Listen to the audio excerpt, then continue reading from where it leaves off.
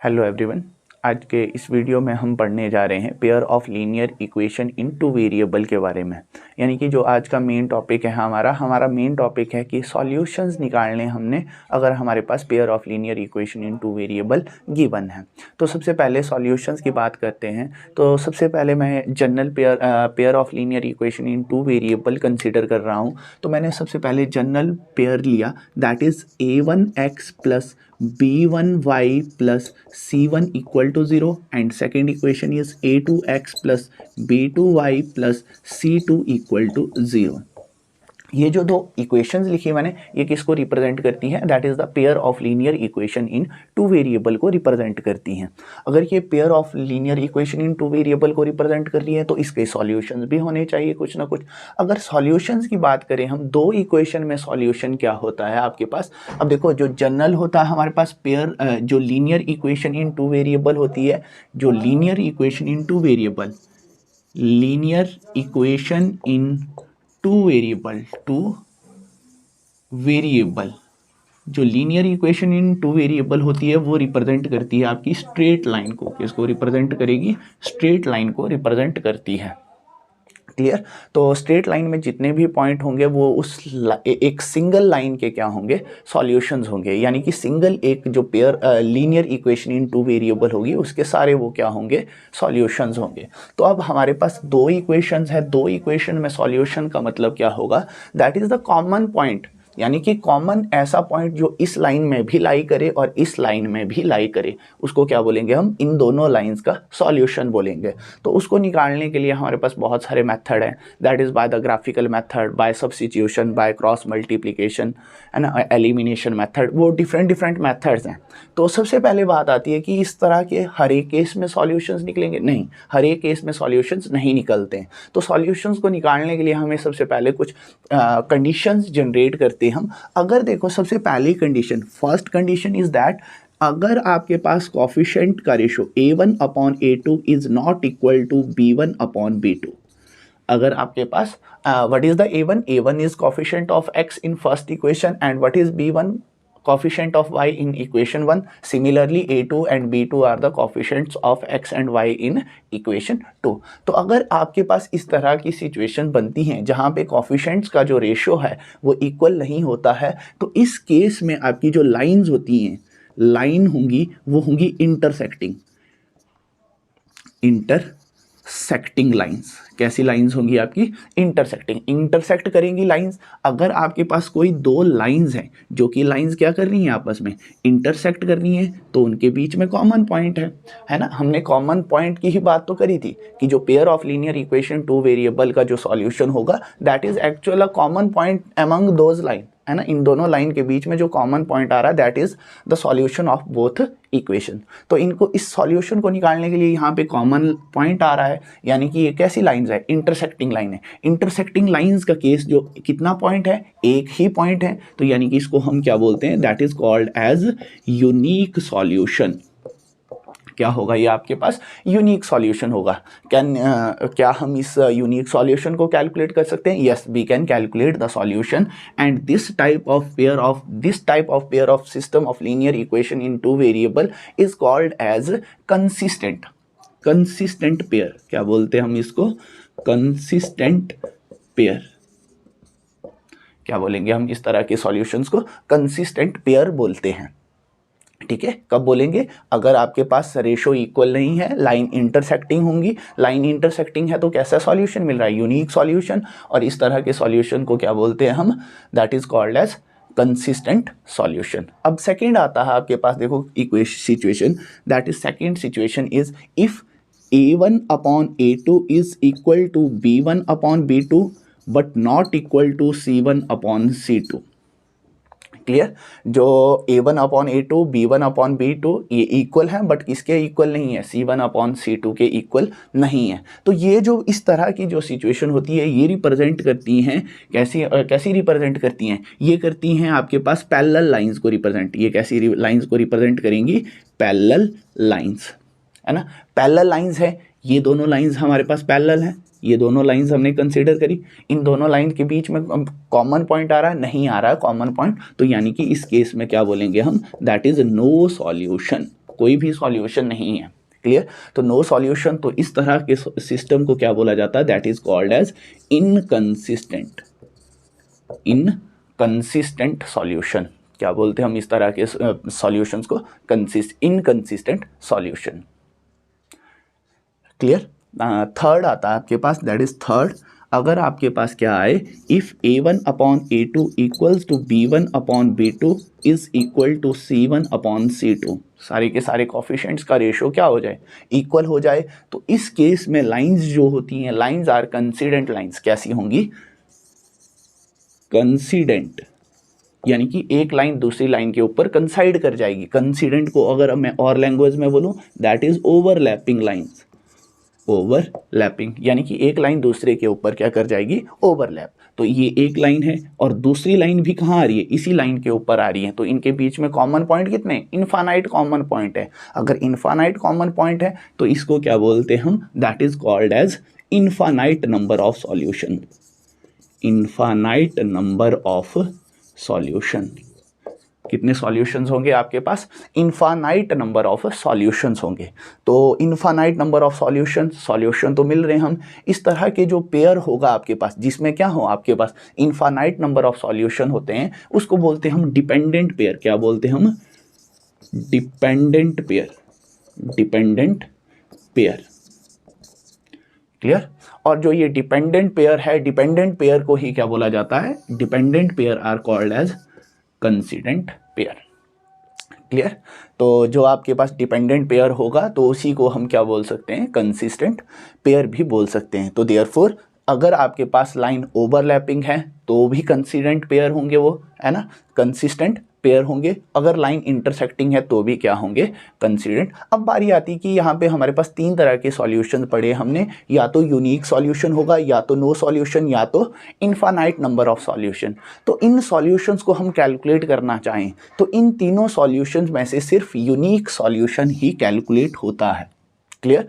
तो ना ही आपका नो सॉल्यूशन कैलकुलेट हो पाता है और ना ही हम किसको कैलकुलेट कर पाते हैं? इनफाइनाइट नंबर ऑफ सॉल्यूशंस को कैलकुलेट कर पाते हैं। तो अब बारी आती है कि सॉल्यूशंस को कैलकुलेट तो करना है, कैलकुलेट कैसे करें? तो कैलकुलेट करने के हमारे पास डिफरेंट मेथड हैं। Different methods of solving pair of linear equation in two variable. अगर आपके पास पेयर है तो उसको सॉल्व करने के कौन कौन से मेथड हो सकते हैं आपके पास? नंबर वन मेथड है आपके पास, दैट इज कॉल्ड एज, बिल्कुल बेसिक सा मेथड है, that is called as graphical method. Graphical method. Graphical method for solving the pair of linear equation in two variable. जो सेकेंड मेथड आता है that is called as elimination method. Elimination method. Elimination method. और जो third आता है आपके पास, third method is known as the substitution method. Substitution method. And fourth one is cross multiplication. Cross multiplication. Clear? तो पहला मेथड कौन सा है सॉल्व करने के लिए? Graphical method, elimination, substitution and cross multiplication method. ये मेथड रहते हैं कुछ हमारे पास pair of linear equation two variable को सॉल्व करने के लिए। तो सबसे पहले मैं बात करना चाहता हूँ that is the elimination method. क्या है हमारे पास? एलिमिनेशन मेथड को किस तरह से हम कैलकुलेट करते हैं या क्या प्रोसीजर रहता है उसका कैलकुलेट करने का। क्लियर? तो जैसे ही कि नाम से ही पता लग रहा है दैट इज एलिमिनेट। एलिमिनेट करने का मतलब क्या होता है? किसी चीज़ को कहीं से निकाल देना। यानी कि यहाँ से हम भी क्या करेंगे? अब हमारे पास दो वेरिएबल हैं, दो वेरिएबल, या तो हम x को एलिमिनेट करेंगे या तो हम y को एलिमिनेट करेंगे। अब ये डिपेंड करता है कि कौन सा आप एलिमिनेट करना चाहते हैं। क्लियर? तो अगर आप एलिमिनेशन मेथड पढ़ना है हमने तो हमें एक एग्जांपल की हेल्प से हम सॉल्व करेंगे। तो सबसे पहले मैं इसको हटा देता हूँ।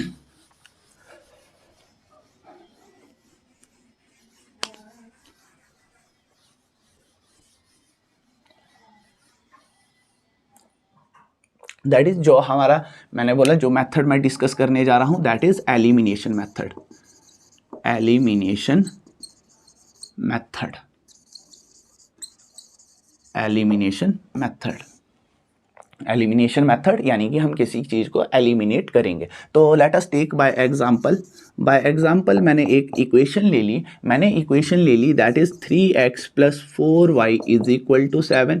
अब मैंने पहली इक्वेशन ये ले ली और दूसरी इक्वेशन मैंने ले ली let us take as 2x + 3y = 5।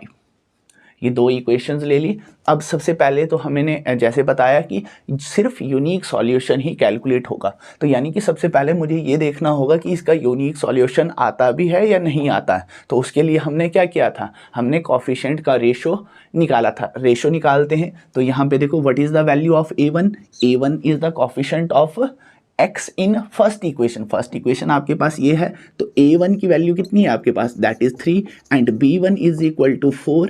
Similarly a2 = 2 and b2 = 3 and similarly c1 and c1 की वैल्यू क्या होगी और c2 की वैल्यू क्या होगी। अब देखो जो हमारी general equation was in the form of that is ax + by + c = 0, यानी कि हमें इनको किस साइड ले आना पड़ेगा, पहले इस साइड ले आना पड़ेगा। तो अगर ये इस साइड आएगी तो ये वैल्यू क्या हो जाएगी -7 और ये वैल्यू क्या हो जाएगी आपके पास, दैट इज इक्वल टू -5, यानी कि c1 की वैल्यू कितनी है आपके पास -7 एंड c2 = -5। क्लियर। तो यहाँ से हमने क्या लगाना है, एलिमिनेशन मेथड लगाना है। तो सबसे पहले तो हम सॉल्यूशंस की बात करते हैं। यूनिक सॉल्यूशन है, इनफाइनाइट सॉल्यूशन है, या कैसे है, नो सॉल्यूशन है। तो अगर मैं a1/a2 कैलकुलेट करूँ, a1/a2 = कितना आ जाएगा आपके पास, that is equal to 3/2। Clear. तो सिमिलरली अगर मैं क्या कैलकुलेट करता हूँ, दैट इज b1/b2, तो दैट इज b1 की वैल्यू 4 और b2 की value 3। 3/2 is not equal to 4/3। तो देयरफॉर क्या आ गया हमारे पास, a1/a2 is not equal to b1/b2। जो हमारे पास कोफिशिएंट्स हैं उनका जो रेशो है आपके पास वो बराबर नहीं है। तो अगर रेशो बराबर नहीं है तो ये किसको इम्प्लाई करता था, दैट इज यूनिक सॉल्यूशन को इम्प्लाइज करता था। तो यानी कि अगर यूनिक सॉल्यूशन है तो इसको हम कैलकुलेट कर सकते हैं। अब कैलकुलेट करना है तो कैसे कैलकुलेट करेंगे हम, तो सबसे पहले मैं जो लगाने वाला हूं method, that method is known as the elimination method. Elimination जैसे मैंने बोला यहाँ पे हमारे पास दो वेरिएबल हैं, एक वेरिएबल x है, एक दूसरा वेरिएबल y है। या तो मैं x को एलिमिनेट करूंगा या तो मैं y को एलिमिनेट करूंगा। ये टोटल किस पे डिपेंड करता है कि आप किसको एलिमिनेट करना चाहते हैं। क्लियर। अगर आप x को एलिमिनेट करना चाहते हैं तो आप x को कीजिए, अगर आप y को करना चाहते हैं तो y को कीजिए। तो मैं ले रहा हूं कि यहाँ पे मैं x को एलिमिनेट कर रहा हूं। क्या करूंगा मैं एलिमिनेट x एलिमिनेट करना है। जिस भी वेरिएबल को आप एलिमिनेट करना चाहते हो तो आपको सबसे पहले उनके कोफिशिएंट्स इक्वल करने पड़ेंगे। सबसे पहले जैसे मैं x को एलिमिनेट कर रहा हूं तो सबसे पहले क्या करना पड़ेगा मुझे, equals the coefficient of x, equals the coefficient of x। x के जो कोफिशिएंट होंगे उनको क्या करेंगे हम, इक्वल करने के लिए। जैसा कि आप पढ़ रखे होंगे कि इक्वल जब भी किन्हीं दो क्वांटिटी को इक्वल करना होता है तो हम क्या लेते हैं, दैट इज LCM। क्लियर। दो क्वांटिटी को अगर आपने इक्वल करना है तो हम क्या लेंगे, उनका LCM लेंगे। तो अगर आप यहाँ पे ध्यान से देख पा रहे होंगे तो a कोफिशिएंट तो हमारे पास 3 है और a कोफिशिएंट हमारे पास कितना है, 2 है। क्लियर। तो अगर 3 और 2 का आप एलसीएम लोगे तो 3 और 2 का एलसीएम कितना आता है, 6 प्राइम नंबर है। प्राइम नंबर में क्या होता है, LCM is direct their multiplication. तो यानी कि LCM of 3 and 2 is equal to 6। क्या आ गया आपके पास, एलसीएम कितना आ गया, 3 और 2 का 6 आ गया। अगर 3 और 2 का एलसीएम 6 आ गया तो यानी कि मुझे इन दोनों के कोफिशिएंट्स को कितना बनाना पड़ेगा, 6 बनाना पड़ेगा। अगर मुझे इन दोनों के कोफिशिएंट्स को 6 बनाना है तो अब यहाँ पे ध्यान से देखना, हम क्या करेंगे, हम दोनों इक्वेशंस को, अब देखो 3 को 6 बनाना है तो 3 को कितने से मल्टीप्लाई करना पड़ेगा, 2 से मल्टीप्लाई, 3 टू द 6, और 2 को किससे करना पड़ेगा, 3 से। तो इसीलिए मैं क्या कर रहा हूँ, जो हमारी पहली इक्वेशन है दैट इज 3x + 4y = 7 और जो दूसरी इक्वेशन है that is 2x + 3y = 5। Clear. तो इस इक्वेशन को मैं मल्टीप्लाई कर रहा हूँ, that is multiply by 2, and इस इक्वेशन को मैं मल्टीप्लाई कर रहा हूँ बाय 3। अगर मैं इसको 2 से मल्टीप्लाई कर रहा हूँ तो ये इक्वेशन किस में रिड्यूस हो जाएगी, that equation reduces to, that is 6x plus 8y is equal to 14, and second equation will becomes, क्या बन जाएगी आपके पास, that is 3 to the 6x plus 9y is equal to 15। Clear. Let it be equation number first and let it be equation number second. अब इन दो equations को हम क्या करेंगे, सॉल्व करेंगे। इन दो इक्वेशंस को सॉल्व करना है, तो इन दोनों इक्वेशन को सॉल्व करने के लिए तो यहां से मैं थोड़ा सा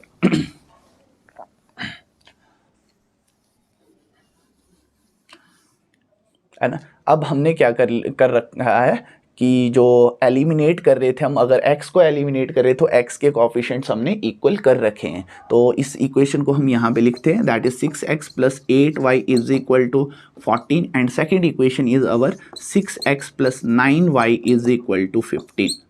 यही वैल्यू आ गई। तो अब हमने एलिमिनेट करना है, ठीक है ना। अब यहाँ पे हम इन दोनों इक्वेशन को क्या कर देते हैं, आपस में सब्ट्रैक्ट कर देते हैं। सब्ट्रैक्ट क्यों करना पड़ा, क्योंकि अगर देखो ये 6x और 6x को हम ऐड करते हैं तो ये कितना बन जाता है 12x, बट हमें तो क्या करना है, एलिमिनेट करना है। एलिमिनेट करने के लिए या तो हम क्या करेंगे, कुछ चीज़ ऐड करेंगे या तो सब्ट्रैक्ट करेंगे। जैसे यहाँ पे सेम चीज़ें हैं तो हम क्या करते हैं, इनको सब्ट्रैक्ट कर देते हैं। तो ये कितना बन जाएगा -6, और ये भी माइनस आ जाएगा, और ये भी क्या आ जाएगा आपका माइनस आ जाएगा। 6x से 6x cancel, 8 minus 9 equal to अब -1, that is -1 into y is equal to 14 minus 15 is equal to -1।